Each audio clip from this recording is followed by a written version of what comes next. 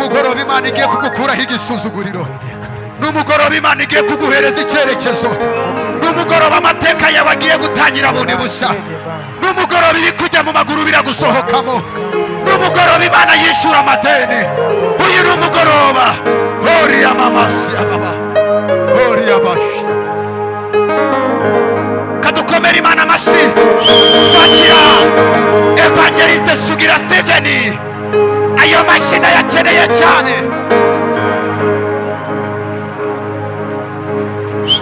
Karibu. Ariko mwaretse kungafata ku mavuta ya profete, nanjye ndahanuyeho. Umva, Yesu hari ibyo yakoze abantu ntibemera, ariko agiye gukora ibindi abantu bemera. Hari ibyo yakoze abantu baravuga ngo nuko anko yarabirimo, hari ibyo yakoze baravuga ngo tante yaramufashije, hari ibyo yakoze baravuga ngo ni bene wabo, abandi baravuze ngo buriya baragucuye, ntabwo bigeze babyemera. Ariko hari icyo Yesu agiye gukora muri uyu mugoroba. Haleluya. Narimanuye ngo Imana iguhuza n'abantu bangombwa, abantu bakumva, abantu bakwemera, abantu bagushyigikira, abantu bagukunda ubabaye, bakagukunda wishimye, bagukunda uri mu ntambara, uri no mu gihe cy'amahoro, bagukunda urwaye, uri na muzima. Watayararuya niba ubyizera. Kurwara ni ikigeragezo ariko si umuhamagaro. Hari abantu bakubwira ngo nitwibanire, ngo iwacu niko bimera, ngo twebwe iwacu ngo buriya ngo ni indwara y'umuryango, ngo sinezite ni za famiye, ngo buriya ngo iwacu ngo dupfa dukenyutse. Nta muhamagaro wo gupfubaho, nta muhamagaro wo kurwara ubaho. Yesu yaraje ngo abantu babohoke ku ndwara zingahe zose. Haleluya. Mbibutse ko imbaraga Yesu akoresha akiza ibicurane ni nazo akoresha kuri kanseri. Ntabwo bimusaba ibindi bintu, ntabwo bimusaba, kuko muri we harimo gukiza. Imbaraga yakoresheje gukura hariya ni nazo azakoresha kujyana ahandi. Umva nkubwire, nta kintu na kimwe Imana izongera kurema, byose yarabiremye, ahubwo tugiye kuguhuza naho biri. Ibintu birahari. Wateye haleluya niba nyumva.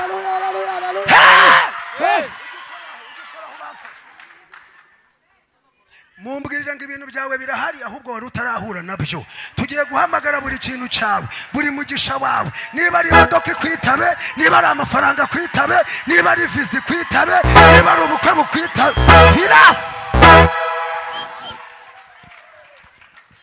sanga umuntu araho ibintu yarabyaciriye, ngo reka nibanire nabyo, ngo sinzirirwa ndusha abantu b'Imana, ngo ngiye ngo narabimenyereye. Nta buzima bubi abantu bajya bamenyera. Ni Imana ihindura amateka, uwari ingumba akaba nyina w'abana. Ni Imana ihindura amateka, uwari umutinda akava ku cyavu akicarana n'abakomeye. Ni Imana ihindura amateka, uwari inyuma akaza imbere. Ni Imana ihindura amateka, ingumba zikabyara. Abantu Yesu yahinduriye amateka baterana. Baravuze ngo ntaho uzagera, baravuze ngo ntacyo uzimarira, baravuze ngo ntibishoboka. Ibidashobokera abantu imbere y'Imana birashoboka. Haleluya. Amen. Nubona umuntu mwegeranye atari gufashwa wihagurukire, ntabwo ntinda. Profete tugiye gutegekera abantu kuri uyu mugoroba.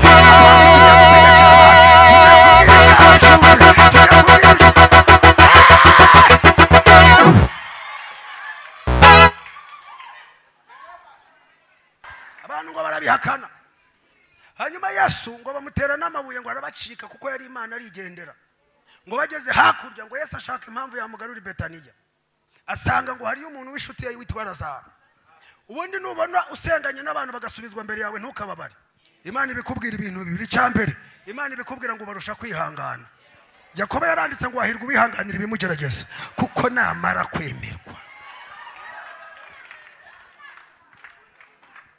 Ari abantu dusengana bagatekereza yuko basenze Imana iruti yacu.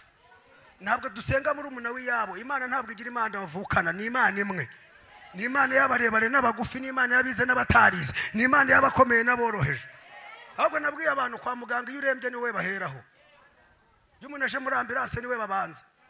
Akavuga ati wewe ufashe nimero uracyihangana biremera. Mpamvu mu ijuru bakwizeye, mpamvu mu ijuru babaye bakuretse, barabizi ko ntaho wajya. Haleluya.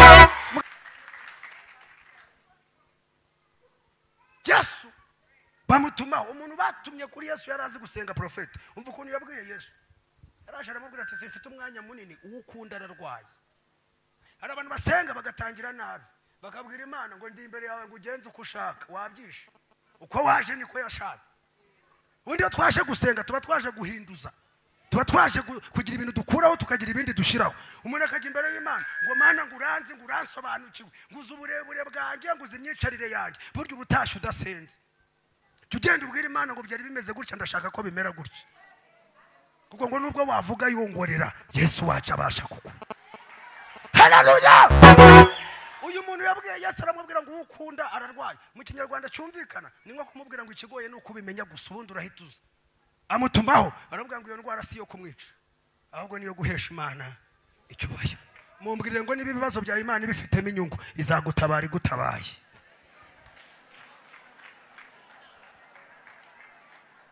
Arangije aragenda arababwira ati Yesu turavuganye aravuze ngo indwara si yo kumwica. Bagiye kubona basama ko amasaha yongera umugabo ari kuremba. Babona umugabo ari kuremba. Bagiye kubona abona arapfuye barongera bamutumaho. Baramubwira ngo genda umubwire ko Lazaro yapfuye. Arabwira ati ariko nababwiye yuko Lazaro atapfuye ahubwo asinziriye. Munsi wa mbere barashingura. Munsi wa kabiri, munsi wa gatatu habe no kuza ku kiriho habe na message. Munsi wa kane abwira abantu ngo muze tujye Betaniya. Petero aramubwira ati mwigisha reka tuguhugure. Ubundi wajyaga wigisha tukemera wavuye ku Mana ariko uyu munsi turaguhugura. Baramubwira ngo amambere twavuyeyo baduteye amabuye bashaka kutwica turabacira kandi uwo munsi waranarenganaga nta buhanuzi bari wahanuye. Buriya rero ikizatuma ubuhanuzi bwanyu butinda gusohora ntabwo mwari mwasobanukirwa ko profeta atari ubisohoza. Aramutse ari ubisohoza niwe wajya ubigukorera. Hari abantu batwishuza nkaho hari umwenda tubagirira ngo Mana ngo barambwiye ngo bandagiye nguhanura bigahita biba. Ninde ubikora mu izina rye? Wowe ugomba guhagarara muri position y'Imana ugahagararaho Imana igushaka uburyo bwose nubwo batahanura. Haleluya! Sage kumva umuntu aravuze ngo nabonye umuhanuzi ngo ehana ngo ngo arakaze. Umuntu aherutse kunjyana umunsi wose bwira tudasenze. Yambwiye ati kabuga hari umuntu werekwa atarareba n'urushishi. Turagenda mureza abantu bakunda abahanuzi kandi nanjye ndabakunda. Turagenda tugeze imbere baramubwira bati harundi uri mu rubonobona ati ni ukaze. Bahindukiza imodoka tutaragera Rusororo. Turaza baramubwira bati mu makawa mu gatata ati none hari umukecuru wavuye ibyumba. Twiriwe twagejeje ku mugoroba nta namwe turasengera. Tugenda gusa. Mbwira umuntu kwaje mubwira ngo gira intego muri aya materaniro. Wataye haleluya niba nyumva. Yesu ngo yari arimo agenda ngo mu kirorero ngo umugore yari amaze imyaka 12 ari mugongo ngo yumva ko Yesu agiye kunyura aho hantu. Bibiliya ivuga ngo arazanyura mu bantu amukoraho. Yesu arahagarara. Ntabwo Yesu yahagaritswe nuko bamukozeho yahagaritswe n'intego imukozeho. Aravuga ngo ndumva umuntu ankoze barambwira batereko nawe urakabye. Abantu bangana barya bari kubyigana. Kavuga ngo ninde ugukozeho harabwa atereko umuntu nkoze batandukanye n'abandi. Umugore aramubwira ati ni ngewe burya ngo ukozeho icyago cyanjye kirahagarara. Wikwishinga abandi we kora kuri Yesu kuko niwe uzi icyago cyawe. Yesu arabwira ati tugenda baramubwira batamambere bari batwishe uburagira ngo dusubireyo. Arabwira ati ariko muze tugeyo. Baramubwira batariko se umuntu baramushinguye. Arabwira ati ariko ninjye kuzuka nta kibazo. Agira ubwo babwira ijambo rivuga ngo ntacyo niba mutanabyumva tugende muri izererayo. Reka nkubwire uyu munsi niba no kwizera kwawe ari gukireka tugutwerere. Wowe ubwire Imana ngo ndabizi ko hari icyo uri bukore. Sinzi niba uci buryo sinzi niba uci bumoso sinzi aho uri buhere ariko icyo nzi cyo. Batangiye bavuga ngo yategetse gusa biratungana. Araza ngo bahura na Marita mushiki wa Lazaro wari wapfuye ngo akibona Yesu ngo amwikubita imbere aramubwira ngo mwigishe iyo uza kuburi hano musaza wacu naba yarapfuye. Iri ni ijambo ritarimo gufashwa na guke. Na buzima bw'ubumana burimo. Ningo yakamubwiye ngo uje bitakiri ngombwa. Wakabaye wirorerera. Twaraguhamagaye ntiwaza none reba. Muri yageze ubwapfa. Yesu aravuga ngo ninjye kuzuka n'ubugingo. Unyizera naho yaba yarapfuye. Asaba. Aho kugira ngo ufashwe cyane utumvise wakumva Imana utafashijwe. Uzajya kumva umvuye n'umuntu muguri ariko bigishije hehe atari dushize. Tumuriro watsa atari kwambata amavuta yarahari. Niriya jambo sato yati ntabwo nabona umera naho ndangiriza. Tigusa umuriro wari watse. Uyu muntu ntabwo bafite ubuzima bw'ubumana. kuko ntabwo haleluya zikanga dayimoni. Dayimoni akangwa n'ibyanditswe byera. Nubona umuntu mubana adakunda ijambo ry'Imana ujye umenya ko afite ibimenyetso byo kugwa. Saje kumva mvumo nakubwiye ngo hari abasomye se ngo simpamenyereye. Kizakubwira ko mu bugingo watangiye kwangirika nuko ibintu wumva usanzwe ubizi. Amen. Nyuma muzakubona mukabona abayumbi bararirimba barasenga ntibigeze bagwa ariko amavuta agashira. Kubera iki? Abazi ko igihe cyose bashiriramo intanga ari bugeyo. Nta sengeri yari buririmba apfa kuvuga ati barabizi ngewe upfa kuba mpageze gusa. Cyo gihe rero umuntu abatangiye gukorana n'Imana harimo intera. Nicyo kibazo Petero yagiranye na Yesu. Petero yabwiye Yesu ngo mwami abandi bose bakuvaho. Ngo ariko ngewe no mu rupfu turajyana. Bamufasha aravuga ati nibyo nivugiraga.